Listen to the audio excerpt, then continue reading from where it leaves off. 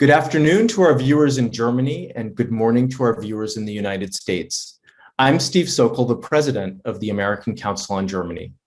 Thank you for joining us for this timely discussion about the situation in Belarus and how Europe and the United States can and should respond, and indeed the broader implications of what's going on in Belarus.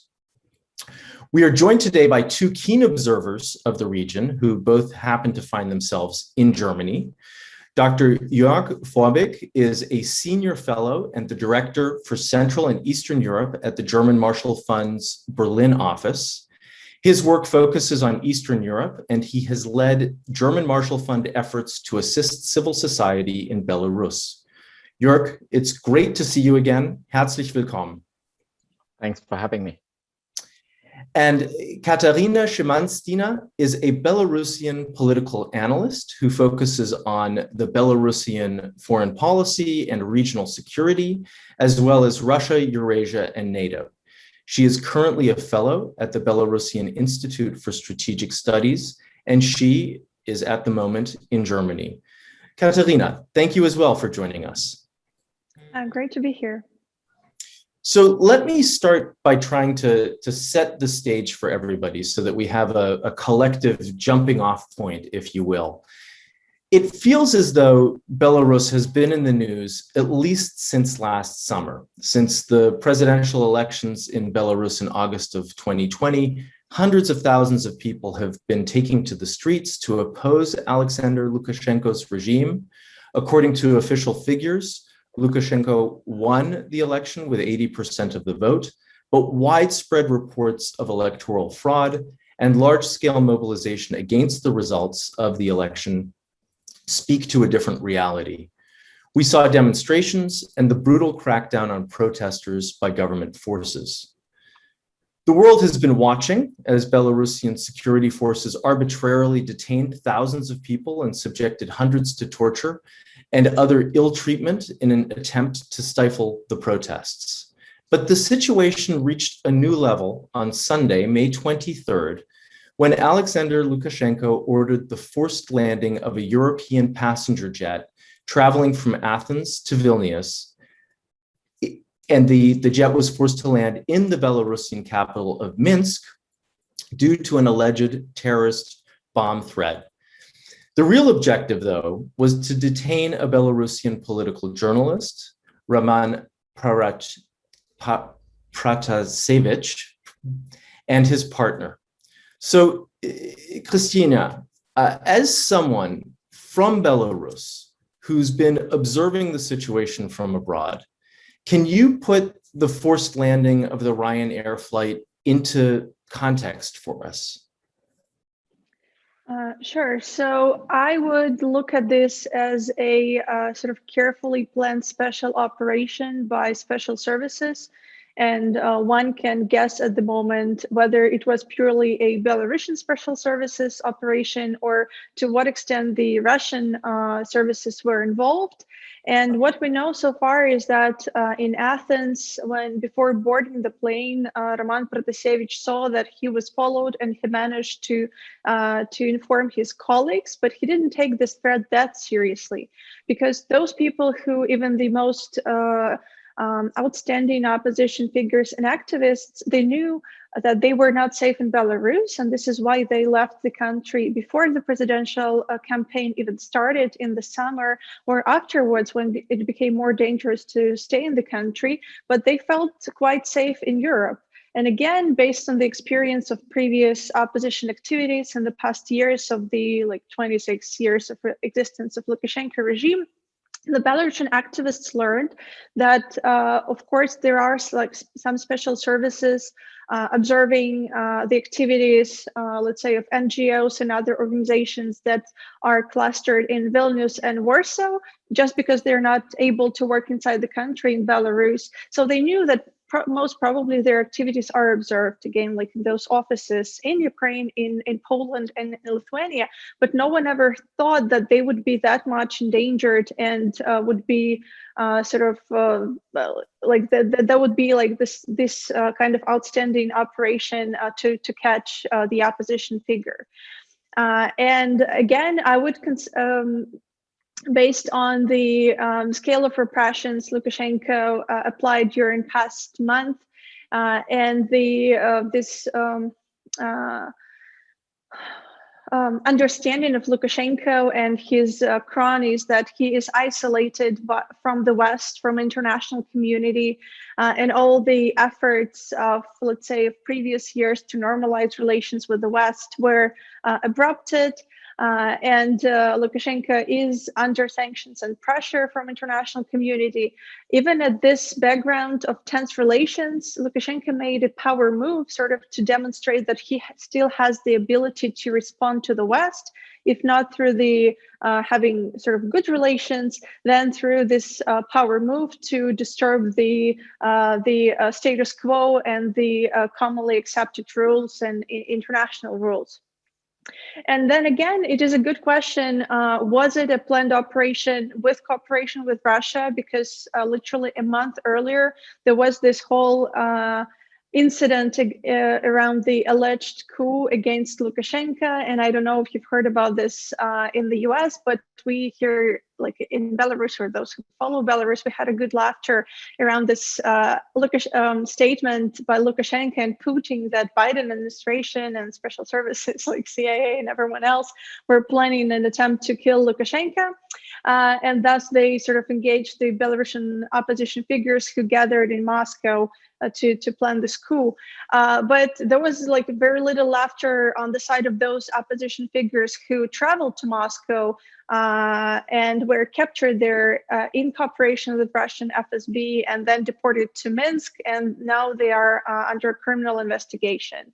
And it is important to think about this Moscow incident because not only because this shows like how Russia stands alone in support of Lukashenko, but also that incident in Moscow showed that, let's say, those opposition figures who were tempted maybe to travel to Moscow, maybe to reach out to decision makers in Kremlin at different levels, they were not safe anymore to do so. And I'm saying this because in the previous month, the Belarusian opposition was sort of idealistic or hopeful that there is a chance maybe to have some talks, some open conversations about their positions with Kremlin, with Moscow, and to persuade the Kremlin to withdraw support from Lukashenko and to be sort of open to discuss what happens if the democratic protest wins. And then this incident cut off those ties. And then going back to this incident around the plane and the alleged bomb there, if you look at the facts and then the consequences of actions and how the official Minsk responded, of course, it has no like it is obvious that it was like orchestrated and staged this whole misinformation around the bomb and those emails that were obviously sent from weird emails, and it had no real threat behind it. But it also sends a message, or this is the attempt of Lukashenko to sow the seeds of fear among the opposition figures and to those who are abroad, to show them that they are not safe. And I also want to bring up, we will discuss this later, about the role of Raman Pratasevich. And of course, he's an outstanding Belarusian and activist with a long story of his fight for democracy, even at that young age. But I just want to bring up that at this particular point, to my knowledge, he was not the most important, let's say, person in the decision-making circles when it comes to the consolidated Belarusian democratic forces at the moment. Yes, he has sort of some like he was introduced into the team of, let's say, Tikhanovskaya and Coordination Council, and of course he co-authored this and co-led this Telegram channels, but he turned out to be now more of an easy target for the Lukashenko regime or whoever planned this attack, because Tikhanovskaya was traveling the similar route on the similar flight just a week earlier, and but the authorities for sure knew that Tikhanovskaya is traveling with bodyguards, and even if the plane was landed in a similar way, most probably like there was a much more severe like push back on behalf of, let's say, like those bodyguards, and they might have been trained to respond to such situations. And so again, this episode serves more as a way to scare the opponents. And it is not that Pratasevich at the moment has that much available information, or that he has a say in, let's say, directing the protests or in the decision-making process among the democratic forces at the moment. So I think I will stop now and then continue with the following conversation. So, Katerina, that's already a lot that you've put on the table. You've touched on a number of issues that I think over the course of our conversation we'll be able to sort of drill down on. I would like to come back to Pratasevich in just a few minutes and talk a little bit about his media outlet and the role that he played. But I find it interesting to hear you say that he, was not as senior in the opposition as some of the other people.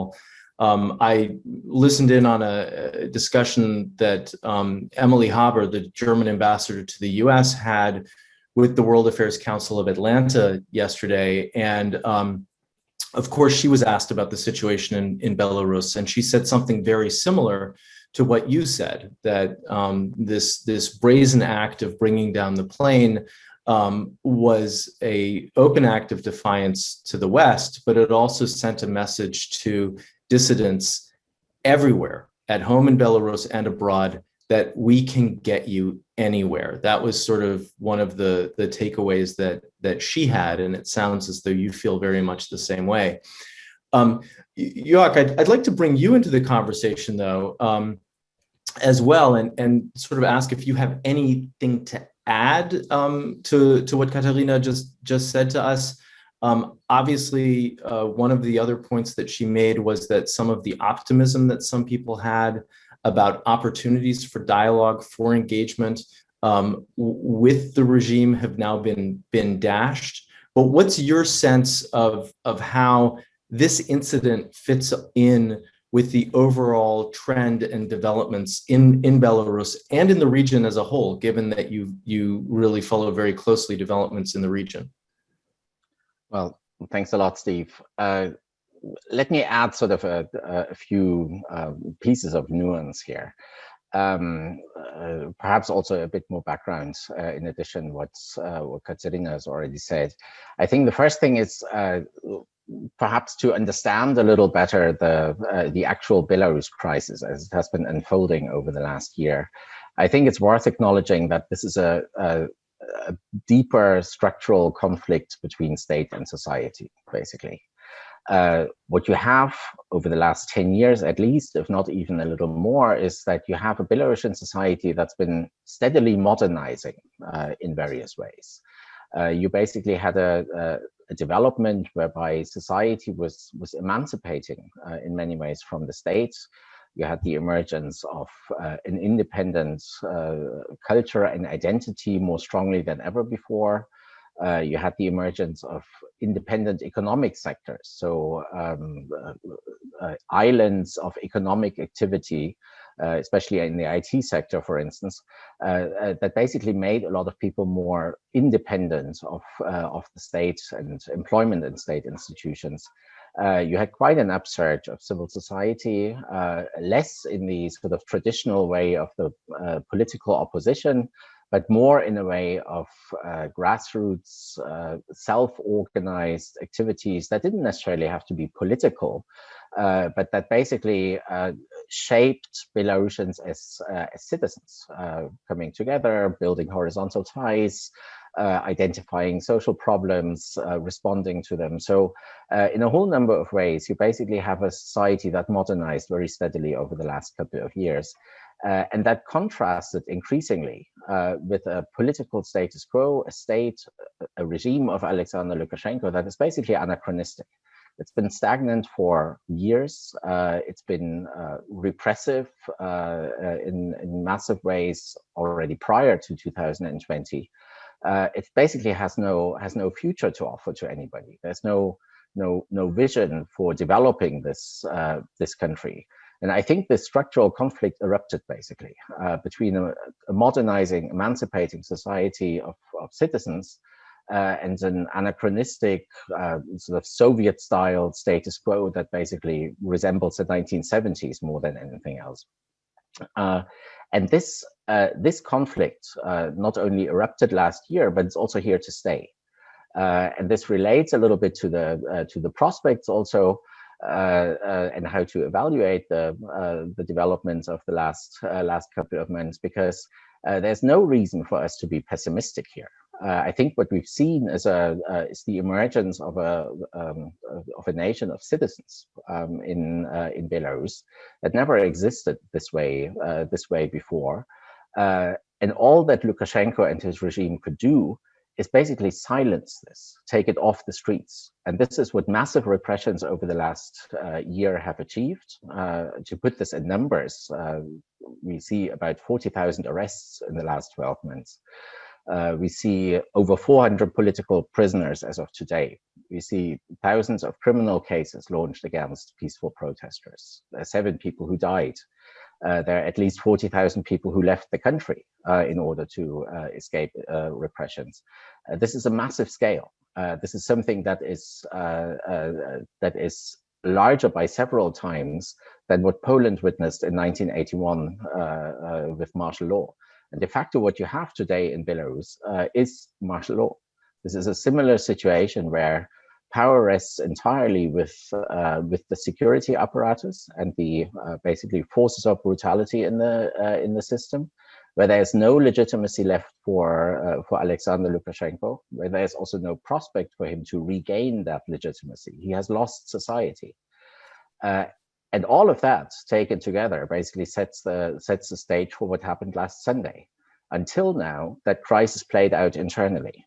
But now it's basically been taken to an international stage. And I would say it's been taken to an international stage, not as a sign of weakness of Alexander Lukashenko, we can get you wherever you are, but as a sign also of weakness, first and foremost. He cannot be sure of his power in his country, and he's growing ever more desperate to intimidate, to persecute, to assert his power.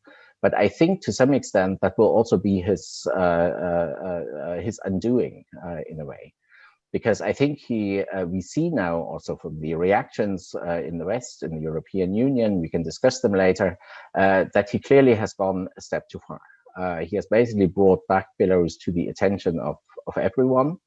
And he's also managed to portray Belarus as a risk to non-Belarusians, to civilian aviation broadly, to citizens elsewhere. And I think this is rather to be seen as another mistake that Alexander Lukashenko makes out of insecurity over his own future and power, out of desperation to hold on to it. So I think we should also, despite all the drama, the tragedy that personally is inflicted upon Raman Pratasevich and his girlfriend, who were on the plane and arrested in Minsk, despite all of that, I think we should also derive a bit of confidence from this, that this is another step in the direction of the undoing of this authoritarian regime in Europe. Well, Jörg, let me push you on that, and then let me ask Katarina to come in with a response as well. I mean, I think it's fair to say that Lukashenko essentially stole the presidential election last year. It's important to note as well that not only has he lost his legitimacy at home, as you just described, but that his legitimacy has not been recognized either by the United States or by the European Union. And yet, for me, as somebody who's further away and not observing the situation as closely as the two of you are, it seems to me that the protests since last August and through the winter have not really led to changes. And so the question that I have is whether this incident marks a real turning point for Lukashenko and his government and his regime, or as a follow-on, what will it take to bring a change in the government? And maybe, Jörg, you can respond to that first, and then Katarina, I'd love to hear your thoughts on that as well. Yeah. Okay, first I would say what we've seen over the last year, the massive protests, these very cheerful, very modern people that we saw taking to the streets in Belarus in the hundreds of thousands, they have not been in vain. This has been not successful in terms of overturning the Lukashenko regime so far, but certainly in terms of establishing a different self-confidence, a different image of themselves amongst Belarusians. This is not the sort of gray and passive society that it may have been for a long time. There is a different spirit here. And you can't remove that anymore. This also was a massive collective experience of, in Germany you would say Selbstvergewisserung, so of building a confidence and a self-confidence as a society. That's not going to go away. The second is all of this could be muzzled by the Lukashenko regime only by way of massive repressions, and only because the Kremlin basically sponsors and supports these actions. Without Kremlin support, Lukashenko would have been gone within days after the protests broke out. If we remember the first week of the protests, then the Lukashenko regime was basically imploding before our eyes. It was only once the Kremlin stepped in that basically that regime was being stabilized. Now the big question is obviously how far will the Kremlin go in supporting Alexander Lukashenko and his regime? And I share the skepticism of Katerina's that so far there is absolutely no indication that they would take a different direction in their relation to Belarus. But I do think Sunday may mark a turning point here for two reasons. One is that the response from the European Union will be much more forceful than in the past. In response to the repressions against those protests over the last year, the EU has rolled out 3 sanctions packages, all of them basically consisting of personalized sanctions against representatives of the regime. Visa bans, asset freezes, but basically meaningless sanctions because these people don't need to travel to the European Union. They also rarely have assets in the European Union. So they don't really bite, these sanctions. But the EU now, as per its own conclusions at the European Council on Monday, will also include economic sanctions. The discussions of the foreign ministers today also give us some direction against some of the key revenue generators in the country. The EU is planning economic sanctions. So what's going to happen here is that the material base, the economic base of the Lukashenko regime will start to be addressed and also undermined in a more significant way. That in turn means that Russia will have to foot the bill. The Lukashenko regime will become a more expensive satellite for Russia than it has been ever. So there's a financial aspect to this. The second is that with what happened on Sunday, Lukashenko is also starting to become more of a political liability than he has been so far. The question for the Kremlin at some stage will be whether or not they are ready to further support a sort of odious pariah regime as the one in Belarus and its actions as we've seen them on Sunday. Here again, that may not immediately lead to a reaction. We see Kremlin support for Assad in Syria for the last year, so there's a long way to go potentially, unfortunately and tragically. But I think that the key question here in many ways is if you drive up, and Lukashenko by his own actions, drives up the costs for the Kremlin to support him, financially, politically, otherwise, is there a point where the Kremlin says, no, we can't carry on with this as we had so far? And that then may lead to an opening. I think at the moment, everybody, including in the democratic movement in Belarus, is clear that with protests alone, this regime will not be brought down. It has been tried in the peaceful way by hundreds of thousands of Belarusians, but I think they have all been shown that this will not lead to a change of the political status quo per se. But if there is some form of way for Russia to adjust its position at some stage in the future, whenever that may be, then there is such a change. And here again, I think the parallel with Poland in the 1980s is instructive. The Jaruzelski regime at the time could only stay in power because there was the Soviet Union. It was part of a bloc that basically had an outside hegemon. That is a very similar situation with Belarus today. The sponsor sits in Moscow, and without that sponsor and a change on the part of that sponsor, the situation cannot change, and it may not change for years, as we also know from Poland. Thank you, York, and thank you also for drawing the historic parallel between what's going on in Belarus right now with Poland. Katerina, I'd like to get your take on whether this is a turning point for Lukashenko and his regime, but I'd also like to invite you to comment on some of what York was talking about when it comes to Russian involvement, because I think that's something, obviously that you touched on before, but something that's really critical to understanding what's playing out at the moment. Yeah, so when we talk about the significance of this episode, it is obviously unlucky for the well-being and the situation for one personal life of Raman Pratasevich, but as maybe cynical and pragmatical it is a good that Belarus got back into the spotlight of international attention.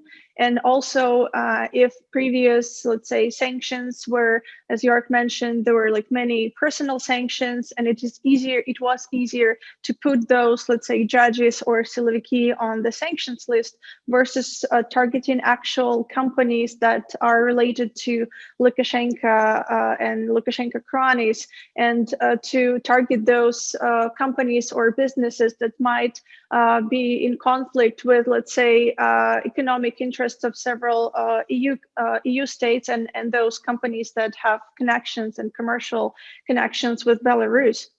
And therefore, we can actually expect more action beyond just the condemnation rhetoric around the Belarusian case in this ongoing crisis.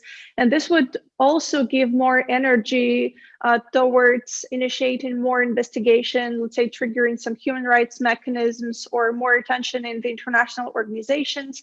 As it was before, there were several efforts by human rights defenders to launch some, let's say, petitions to ICC to see if ICC might have some jurisdiction, even though Belarus is not a signatory, or trigger some mechanisms within the UN, or to initiate more cases of universal jurisdiction principle among the EU member states to prosecute those siloviki, even though they're not located in Belarus, etc.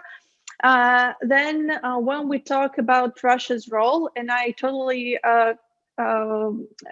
support this notion and idea York brought up about making Lukashenko even more of liability to Russia, knowing that he becomes more of liability and make him more costly to cover the bills.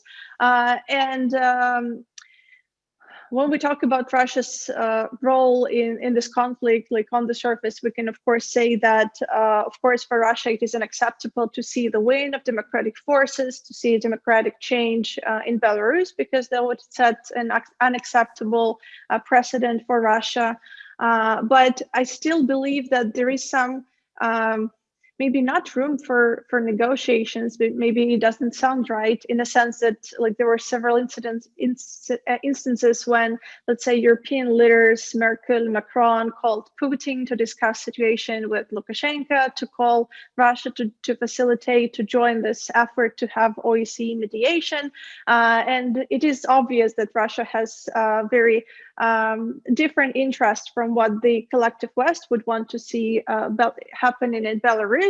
But I think that there is another important message for Kremlin to understand, that Belarusian society is so mobilized at the moment that the efforts that sustaining Lukashenko in power won't bring the peaceful solution. This won't be a peaceful solution for Belarus. This, even the lack of protests, even if the protests are not that visible today, it doesn't mean that the protest mood vanished away. And therefore, the lasting solution for the Belarusian crisis would be to have the leadership, the democratic leadership in Belarus that is that would have legitimacy in the eyes of Belarusians. Because again, in the previous months, there were various sort of leakages from Kremlin, from some journalist investigations. You can trust them or not, or you might think that Kremlin have tested the waters and tried to pursue those scenarios. And I'm talking here about the sort of the versions that Kremlin might want to push the constitutional reform in Belarus to the extent that there would be a parliamentary republic instead of the presidential one, consolidate pro-Russian forces, create pro-Russian parties in Belarusian parliament and thus gain more weight, or try to bring some, replace Lukashenko and bring some clearly pro-Russian candidate into the presidential seat. And some of those efforts, if they were ever made by Kremlin, let's say, they were turned, they do not have substantial ground at the moment. And I mean about this version that was previously widely discussed, whether Kremlin wants to see Belarus turning into parliamentary republic, something that Lukashenko made clear in the past month, that he doesn't want to have this transition in the system of governance, that even the constitutional reform, if it's gonna be accepted, there won't be any substantial changes in terms of redistributing powers. And then there was a congress of pro-Russian political party and an attempt to found a new political party with clearly pro-Russian agenda, but then the Belarusian authorities denied registration to such party.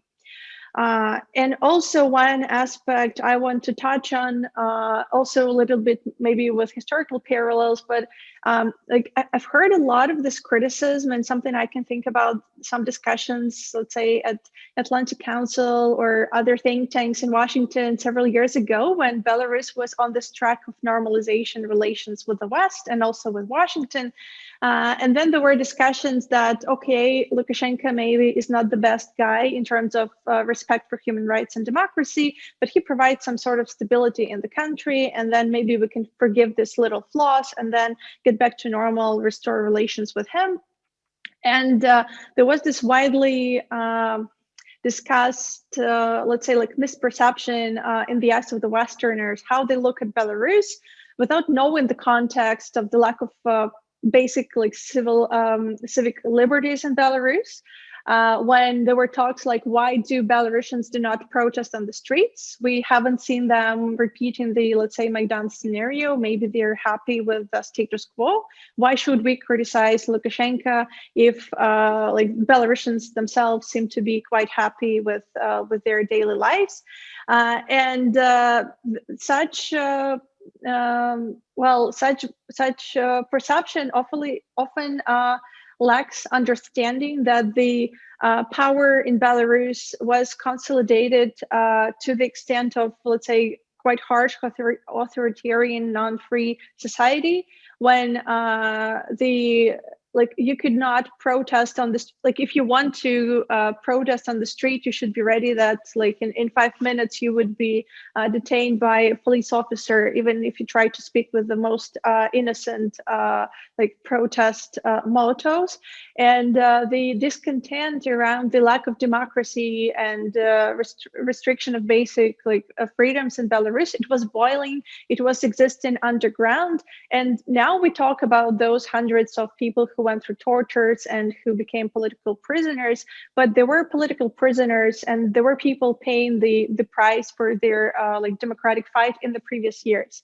It just happened so that in August, the coincidence of factors boiled down at this presidential campaign that like the tolerant Belarusians could not tolerate this autocratic ruler anymore. But there were several other attempts to overthrow Lukashenko and to protest.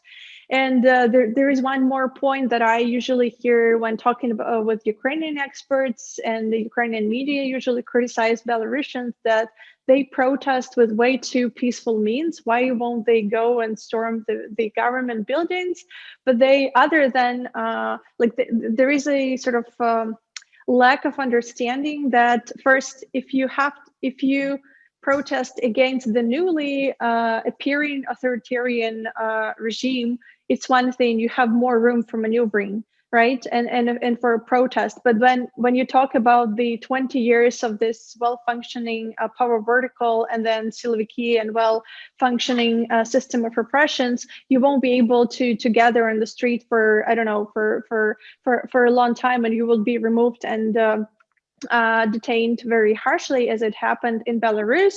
And also the peaceful protest that started last year, it was something that Siloviki were not totally unprepared to respond to, because if they were trained how to target the crowds if they gather in one place in the street, let's say something like Maidan scenario, and they were trained to do so, and they were well prepared to block the major roads and to prepare to what to deal with if the protest gets violent.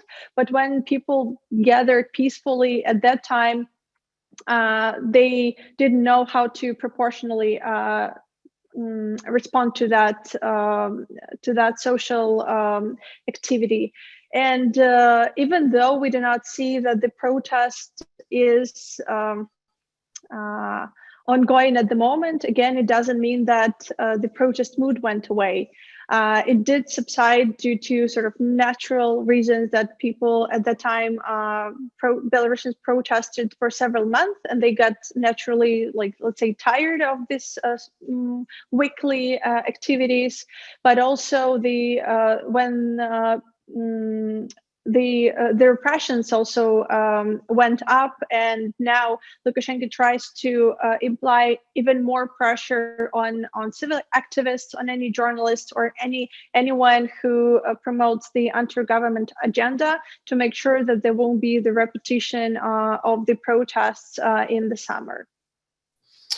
So sticking with this a little bit, I'd like to fold in a viewer question. One of our viewers is curious what the succession might look like in Belarus, either with or without Russian influence. I mean, of course, Lukashenko has been in power since, I guess, 1994. Obviously, he has support from Vladimir Putin, who is looking to even extend his time in office even further. But as both of you look at the situation in Belarus and think about a possible change in leadership, how could that play out? I'd love to get an assessment from each of you. Okay, let me go first then, perhaps. I think successions in authoritarian regimes are always the weakest point, basically. Elections are already weak point. Because they allow for some degree of mobilization, but successions are, I think, the most critical moments. And I don't think there are an awful lot of authoritarian regimes that manage them very well. Typically, something happens that disrupts that process, and that then often unravels into the undoing very often of the actual system. So. If we go back to 1989, then one of the last attempts of some of the communist regimes in Central and Eastern Europe was to put in place people who may be somewhat more liberally looking, who may be somewhat more acceptable to the public, but that failed. And I think in Belarus today, it is very hard to imagine that some form of transition from Lukashenko to another let's call it power holder who retains the status quo as is, for me, is hardly imaginable for various reasons. One is simply replacing a person at the helm of an authoritarian system without rocking the entire system is very, very hard. It typically is impossible. Second is Alexander Lukashenko has nowhere to go. He basically, in order to retire, as it were, he would need somebody who gives him guarantee from persecution, from justice. I don't see anybody who is willing necessarily to give that guarantee. And in turn, I'm not sure Alexander Lukashenko would trust anybody to actually have that guarantee. So out of basically his own survival instincts, he basically has to stay in power. By the way, I completely think that the same goes for Vladimir Putin. Putin cannot go anywhere, in my opinion, ever since MH17, because he is co-responsible for the downing of that airliner in eastern Ukraine.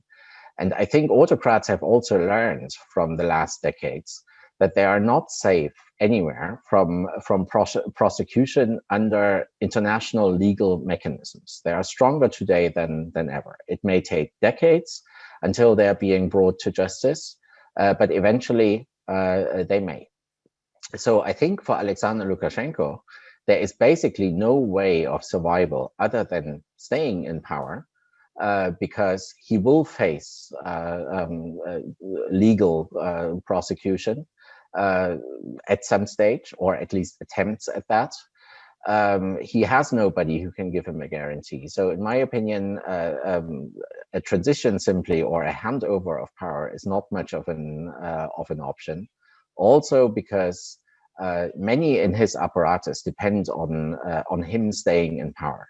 I think especially after the last year, we've seen crimes committed by that regime, including many individuals, that will only go or evade justice, as it were, for as long as they are in power. So in my opinion, the system, this regime, will have to unravel in order for Alexander Lukashenko to go, for his regime to go, and for a new form of government to take place. And once that happens, I think Belarus will face a very, very difficult process of reconciliation, because everything that's happened in the last year basically calls for justice, and many Belarusians will want the responsibles to be brought to justice. So I can't give a prognosis here when and in which form this will happen, but I am absolutely sure that a simple handover of power, a simple succession, is not an option in Belarus. Katarina, do you have anything that you'd like to add to that? I also won't make exact projections on what's going to happen and how, but I will just underline the recent decree on emergent transition of powers that Lukashenko signed, and it basically contradicts the constitution in the first place, but it never stopped Lukashenko, and he gave himself the power to override the constitutional norms by his decrees. But he signed this decree, which particularly allows that in case if he is no longer able to be the president, if something happens to him, then the powers go not to the prime minister as prescribed by the constitution, but to the Security Council that is composed of various top decision makers, starting from heads of parliament and national bank to the heads of security, military, and interior. And this looks like a sign of mistrust against the elites, in a sense to avoid one clear beneficiary in case if something happens to Lukashenko. Because it was clear that if we just remove Lukashenko, and prime minister becomes like #1 person in the country temporarily before the new elections, then it might be easier to plot a coup. And something else I thought about was about various sort of insider comments by former KGB officers that escaped the country a while ago, but I doubt that the system has changed much from that time, that Lukashenko does not trust even his own son, who has this top security positions in his circles, and that he tends to trust more of his old friends again in the security forces, in a sense that he knows that there is this backstage power struggle, and he doesn't know whom to trust. I would also bring up that, again, for the Belarusians, any decorative orchestrated replacement of Lukashenko with someone from among the elites, this won't work. Again, this won't bring a long-lasting solution for the Belarusian crisis. There were also several versions by, again, some insider leakages, be it from Kremlin or other sort of suggestions. You don't need to necessarily trust them, but just interesting to keep in mind. Something that pays more attention to the integration talks within the Union State, which are being negotiated at the moment. There would be a gathering of Union State security, whatever it's called, well, let's say like the summit of Lukashenko and Putin in the fall, where they're gonna assign the 26 roadmaps integration programs within the Union State. And one of the versions was that it is circulated between Minsk and Moscow that the scenario of Lukashenko resignation, and that there would be some Union State supranational bodies, integration bodies that would have actual sort of political power, and that Lukashenko is offered a very secondary position there.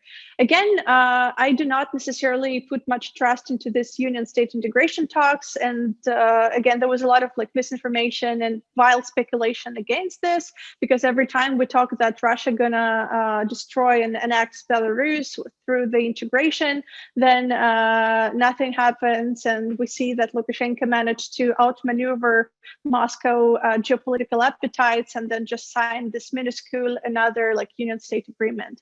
But then again, that's just one of the versions out there. And another idea, again expressed by expert circles, was that there is a new body, like a collective body called People's Assembly or something like that, which would be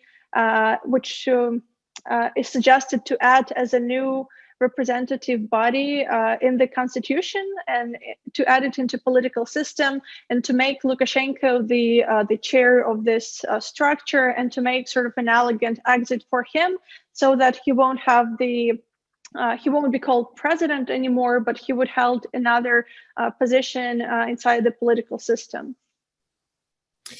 So let's switch gears for a second.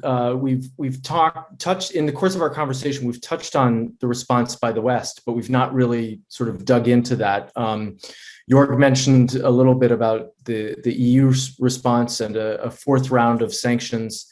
And the question that I was going to pose is what sort of an impact another round of sanctions or an EU investigation could actually have? What could these efforts realistically lead to? But one of our viewers has a much more pointed question that I thought I would share with both of you. Our viewer writes, a trend against liberalism in Eastern Europe began with Orban in Hungary and to a somewhat lesser extent in Poland. The EU did nothing. The Belarus case is a more extreme version of what has been happening elsewhere in Europe. How relevant is an EU or even a US response? Who would like to take that first? Jörg, you turned your mic on first, so I'll let you take a first crack at that, and then Katarina. I'm of course happy to give a few seconds to Katarina to turn her mic on so that she can go first. But no, I'm happy to respond to that. On a couple of sort of levels, as it were. First of all, we can completely sort of set aside for a minute. Just a second, my phone is ringing here. The question of democracy and dictatorship, because there is another piece of relevance in all of this, and this is basically an act of hijacking a civilian airliner in order to lay your hands on a political opponent. That's what happened on Sunday. And this is a dangerous precedent in many ways that goes far beyond Belarus. This is something that, if copied by others, if becoming, let's say, a common practice amongst autocrats in this world, basically ends civilian aviation as we know it. Because no one can be sure anymore of traveling from A to B, especially if there's an airspace involved of a country that doesn't abide by rules. That's what happened on Sunday. So for that reason, the EU, the US, the international community at large needs to respond to this, because otherwise we sort of sacrifice civilian aviation as we know it. And if you only take a map of the world and you look at some of the sort of key routes of aviation, let's say between Europe and Asia, then you will see that on the way there's a whole number of authoritarian states that would love to put their hands on a few of their dissidents: Russia, China, Iran, Turkey, you name it. So, in and of itself, this event deserves a strong response. The second is, if you draw the parallel to Viktor Orban, then I will just say, when Viktor Orban came to power the first time in 1998, Alexander Lukashenko had been in power for 4 years already. And it took a second attempt for Viktor Orban in 2010 to come to power, to basically undo the democracy in his country, Hungary. And this is, you are absolutely right in pointing this out, something that the EU in particular has tolerated for way too long, and it now has a problem within. And it's not just Hungary, there are other countries that are sort of copying Orban's practices. The same goes for some countries in Europe, Europe's neighborhood. Belarus is a very good example. I think some of the sort of longevity and stability that we've seen with Alexander Lukashenko's regime is to do with a wrong European approach to a country like Belarus or its eastern neighborhoods at large. I think for way too long the EU has been trying to, well, cultivate relations with the Lukashenko regime in order to nudge him to go a little softer on opponents. That's what Katja also mentioned in terms of episodes of normalization in relations. There was never a question or a demand by the EU that Lukashenko would have to democratize the country. Typically, the demand was that he should release political prisoners. And that would suffice in order to normalize relations. So what the EU has done here is it's basically allowed a dictatorship in its immediate neighborhood to exist for now 27 years. And it's learning that this has never led to a positive outcome, but it's basically with every episode in the relationship, it's gotten worse. And now it's reaching, by Alexander Lukashenko's doing, out for Europeans, for EU citizens directly. And this, I think, is something that is slowly being understood after many, many years by EU policymakers. And for that reason, I think we saw the pretty swift and pretty clear response that we saw on Monday.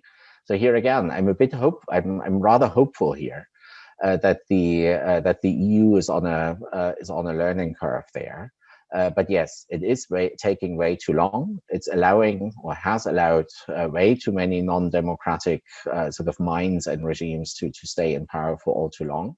And it's allowed them to basically abuse way too many citizens in those countries for too many years. Thank you, Jörg. Katarina, Jörg, of course, talked a little bit about the dangerous precedent that's been set by the downing of this plane in Belarusian airspace. And it's basically leading to many of the kinds of questions that Jörg was touching on. But there's an ancillary question to that. As Europe closes off Belarusian airspace, but also does not allow flights from Belarus into Europe, what does that mean for people in Belarus, the fact that they can no longer travel out of the country? That seems to me to be an important question as well in all of this. So the first concern that arises around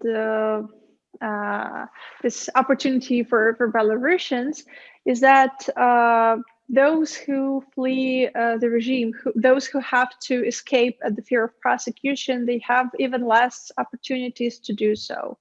And in the past maybe month or two, Lukashenko has scaled up the repressions to the extent that he now, I mean, not he, but Siloviki and prosecutors target even the relatives of those activists and dissidents who managed to escape the country. And there is this outrageous incident about the journalist of Belsat TV. She escaped to Ukraine.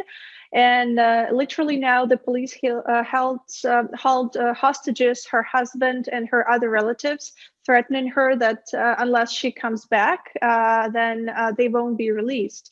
And there are several other instances when I know that like relatives of those sort of dissidents and activists, they don't know now how to leave the country because the flights were canceled, even not only to EU, but Ukraine recently decided to stop this avia communication. And I know that like some like Turkish airlines, at least I'm not sure if they blocked the avia communication completely, but there were quite many canceled flights.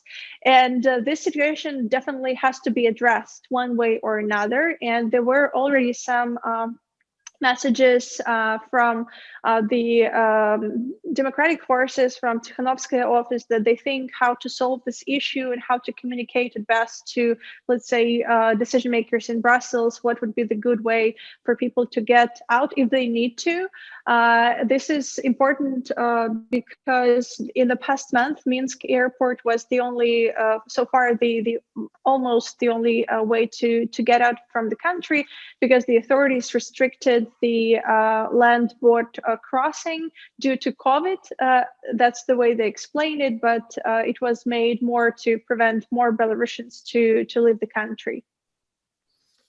So we're rapidly coming out to the end of our time together, and I'd like to ask maybe one final question before we say goodbye. And it ties in with a piece that York published in Politico earlier this week.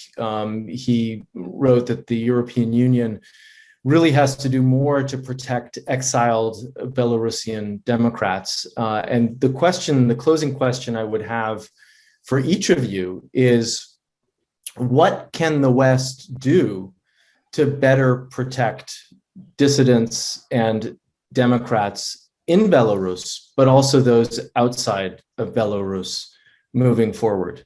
Obviously, there are no quick fixes, no easy answers to this, but I'd be interested in your sort of final thoughts on that question before we wrap up. Okay, it seems like Katarina wants me to go first, and I'll be very happy to do that. There are no quick fixes. There are obviously also no or very, very limited means only for the EU or the West broadly to help those who are inside of Belarus, who find themselves behind bars there or under persecution, repressions by the regime. I think what's the most important thing that I can think of always in these situations is attention. International attention is a critical lifeline for those in dictatorships who are trying to change something, who are voicing criticism, who are protesting in the streets. I think maximum attention to those who find themselves under pressure by the Lukashenko regime is needed. It isn't necessarily easy because there are over 400 political prisoners that we know of. There are many more behind bars that are basically anonymous to us. But I think the more attention we can pay to this issue and to these individual fates, the safer all of them will be in the end. This may not fully save them, but I think it does help. Then there's obviously the entire issue of assistance that they may need, whether it's legal assistance, whether it's material, medical, family assistance.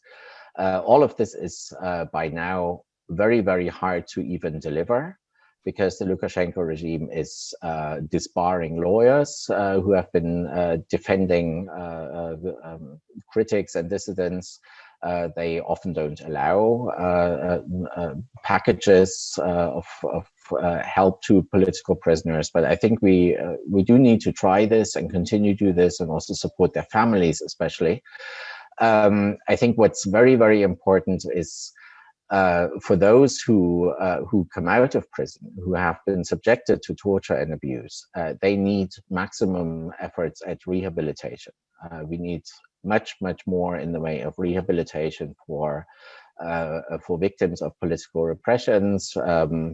More often than not, also a strong element of psychological rehabilitation. There are thousands and tens of thousands of people who are traumatized that need help.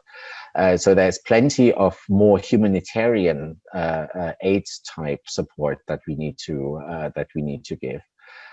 There obviously is a need also to step up precautions and security measures for political exiles. There are thousands in Lithuania, another thousands in Poland, in Ukraine.